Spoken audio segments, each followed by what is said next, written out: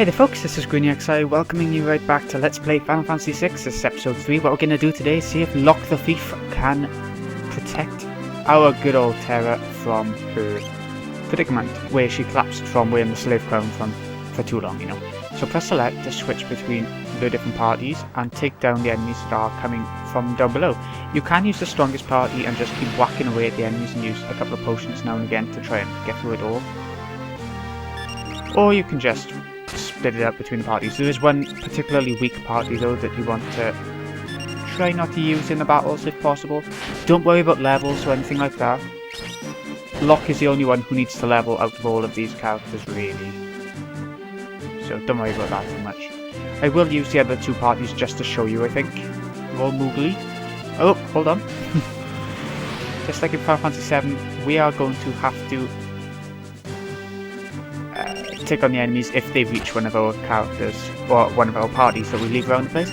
We'll be doing this sort of thing throughout the game quite a bit, sort of.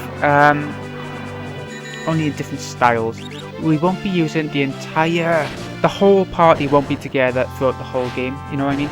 Every character that we find, they'll be split up quite a bit. Think Final Fantasy IX. They've split up a lot. Or Final Fantasy VIII even. Yeah. And you'll sort of understand how this game is going to turn out in terms of party members.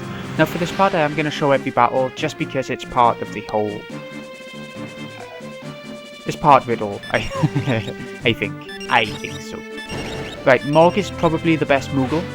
He's going to be doing some of the most damage, but he also mastered a new dance. Yeah, he'll be learning some new dances, which will be handy later on. Or now even. Let's just give one a go and show you the Morg dance. What's he learned? Twilight Requiem. Is there any way to see what it does? No? Okay. So you just have to know, you just have to figure it all out. Cave in! It doesn't take MP, so you don't have to worry about that.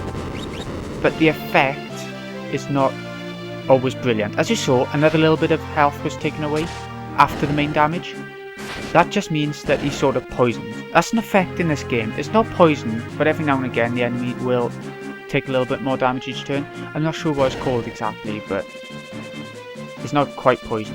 You don't want to let these enemies get to Terra or you lose, so just keep on taking the enemies down before they reach the top. And keep a lookout, just keep a lookout. This is the third party, which is the weakest party, quite easily I think. But just keep on going, and I mean... you shouldn't lose this whole scenario, I don't think. Unless you really don't know what you're doing, you know. Let's try a different party now. I want to keep from using that one party. There is going to be a boss at the end of all this, or at least a harder enemy. So that's something to look forward to. Yeah. As you can see, Locke's attack isn't brilliant. I think he might be in the back row. What do you think? Might be. I'm not too sure. We'll try now. We'll have a look. No, he's in the front row. Okay, whatever. Any more? I think that's it. I think all that's left is the main guy. Yep. See, it's really easy this part. Really short and easy. Boss music. Amazing much. So, the main boss is in the back row.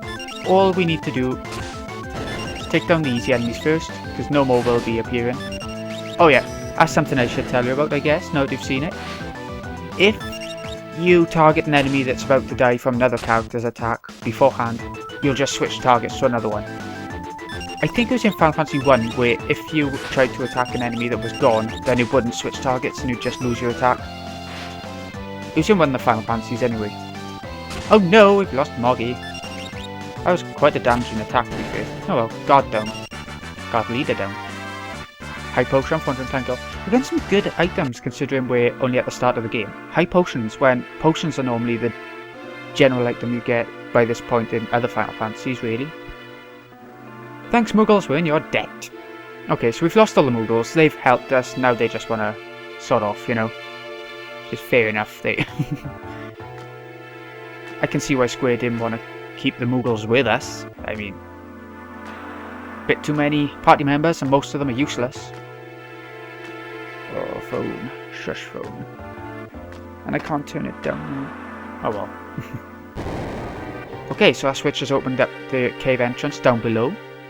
And Terra's awake! So, hey, you back with us now? You saved me? Save your thanks for the Moogles. I can't remember a thing. It's like my mind's trapped in a fog. That's what the slave crown did. Lost your memory? Man said it would come back eventually. So you've got amnesia. Don't worry, I won't leave your side until your memory returns.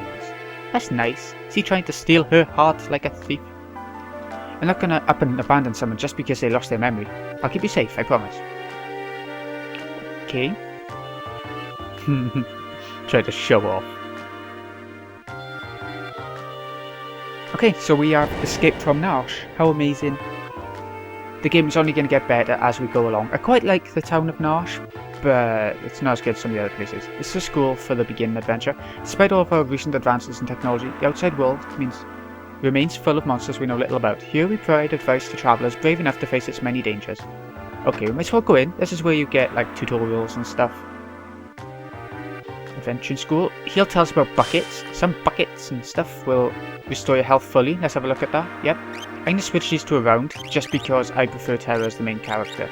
And keep them both in the front row because the enemies around here aren't anything worth worrying about. So putting any of them in the back row is just going to make the battles longer because their physical attacks will do less. Should I teach you about stats effects? No, they're just bad effects that will make you worse in battle, basically. Unless he's talking about the good stats effects of some of them too. Re-raise, if you cast that on someone, then they'll automatically come back to life when they die. Image stats creates illusionary images of a character. Now this is quite new to Final Fantasy. I don't think it was used again. Maybe in Final Fantasy 12 or something. Making it difficult for enemies to hit the character's physical attacks will miss, basically. Fire, Ice and Lightning are the three principal elements. They're represented by the spells Fire, Blizzard and Thunder respectively. Yeah, same as most Final Fantasy games, if not all. The Reflect spell remains active, so if you use magic on an enemy who has Reflect on him, then it'll be cast back on you, which will hurt you, or heal you if you have a certain piece of equipment on, maybe. Allow me to explain for the specialized battle commands. Runic absorbs magic and turns it into MP. We haven't got a character who can do that yet. Remains active until a spell is absorbed or another battle command is given. Trance, we haven't got this yet. Boosts attack and magic. The duration increases as more battles are fought. That's something to remember. Dance and Rage. Once selected, these commands are used continuously until the end of the battle. So we've seen Dance from Mog, where he used Cave-In. And you learn more dances by fighting on different terrains, I think, like snow, sand, you know. Got a potion? How about the pot? No? Something to note about the Reflect spell. Reflect doesn't block spells that have already been reflected once. So, if you put Reflect on yourself and the enemy has Reflect, you can cast Reflect on yourself and it'll be reflected back onto the enemy who has Reflect, but it won't reflect back. Oh my god, that was confusing, wasn't it? I couldn't have told that in a more confusing way, maybe. But just cast Reflect on yourself and then use spells on yourself, and it won't matter that the enemy has Reflect on them. I hope that is okay. Yeah, this is going to be a tutorial-ish episode. You can probably tell already. Battle tactics. Damage received by characters in the back row is halved, but so is the attack power of those characters. Like I said earlier, if they put in the back row, they'll deal less damage to the enemy, but they'll receive less damage. Physical damage, just physical attacks, not magic. Stats effects are represented by different colours. Blue is Reflect, so if somebody's blue, then they'll have Reflect on them. Yellow is Protect, defense is increased. Green is Shell, magic defense is increased. This is doing my job for me. You can sort of see it on the character in a little bit. Red is Haste, we'll be wanting to see that a lot. Oh my god. Pink is Stop. No, that's the worst one. One of the worst ones. Yellow Heart to target all enemies or allies. That's very handy. Turn meters are located in the lower right hand corner of the screen. When a character's turn meter becomes full, you'll be able to attack. Press select to skip through the next character. Yeah. Run from most battles by holding down L and R. Yeah, same as most Final Fantasies. When the battle menu appears, left and right go to row and defend in order. Row moves character from the front row to the back row, vice versa. Defend gets received physical damage in half and lasts until the character's next turn. Pretty sure it's only physical damage, you can't see why not. Sleeping bags, they heal one character fully. We've seen them once before already, so, you know. Last door now. I want to get these tutorials out of the way so I don't have to explain it so much in the game. You'll probably be able to do it better, you know. Let me teach you how to ride a chocobo. Press the A button to go forward. Steer by pressing left or right. We'll have to know this soon, actually. You'll be surprised. You have to ride them in this game. Bird will return to its pen as soon as you leave the saddle, so get off and you're losing the chocobo. When selecting armor or weapons in the shop, symbols will appear next to characters that can equip them. An upward pointing triangle indicates an increase in attack or defense power. You'll be wanting to buy things with that most of the time. A downward pointing triangle, you don't want to equip those or buy those, unless they've got a really good side effect, which I'll point out as we go through. Equals indicates no change, so it's not much point changing to them, but you can if you really want to, if you like the name of the equipment or whatever. And the E means that it's already equipped, so you really don't want to buy that for the same character. Let's go for this. Sometimes monsters lurk inside treasure chests. Oh, let's have a battle! Monster in a box. Right, here we go. These are known as mimics in some games.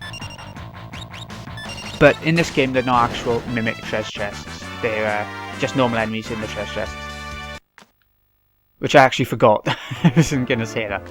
Potions may taste funny, but they also heal injury. If you're hurt, drink one to restore some HP. Staying at an inn will completely heal your entire party. That's MP and HP. These are save points. We've seen one of them already. Pots will have items. That's all we want to know. Let's see how long this episode's been a moment. Okay. Well, let's get going. I mean, we can make it to the next location. Right, still got Nash music. This is the field map in Final Fantasy VI. In the bottom right corner, you can see the map where the red dot shows where we're standing, and the white dots show different towns and locations that we can go to. We can only go to certain ones. We need to unlock them as we go along. Sort of unlock them. I mean, we reach them as the story progresses. You know how RPGs work. Oh, what am I doing? Wrong button. We can't actually turn the camera, can we? I thought you could, but apparently not. Battle time! I'll show you the first time we meet each enemy, and then I'll start cutting them out, because I think it's about time. You've seen quite a few battles, so you know they work. These are simple enemies, seriously simple. Don't use magic, you'll just waste MP. Just keep attacking and you'll make it through fine. Even if your character's in the back row, you will be fine. It'll be quick battles regardless. More EXP even though they're easier enemies? Who can complain? Foresty areas will have... yeah, okay, just the battle background. Foresty areas will still have normal enemies just like everywhere else. Just got a different background, as you can see. There'll be different areas around the world map where it'll be exactly the same. Some areas will only have certain enemies, if that makes sense. You won't be able to find them on the field maybe, or whatever. I'll start cutting the battles out now probably, if we have to. Desert land, I'll show you a battle in the desert area. I mean, there's not going to be that many different areas, so I might as well show you a battle in each of them. Before we head in, I think we'll cut the episode, but we'll have one more battle first so that I can show you it, like I was saying. Sandwake, new enemy, and Alacrans. These are tougher enemies, they are. You might want to wait if you're thinking of level grinding until we've done the next location. I think that might be a good idea, because these enemies are not easy. It's a good job Terra has got a cure spell from the very get-go. She learns more spells by leveling up. She's the only character in our party who's going to be able to use magic for quite a while, at least. Eventually all the characters will be able to use some spells and whatever. But right now, she's the only one and she's unique in that sense. So she's a really good character at the moment. She's good later on as well, but for a different reason. That was a lot of money, 242. Let's see how much money we got, shall we?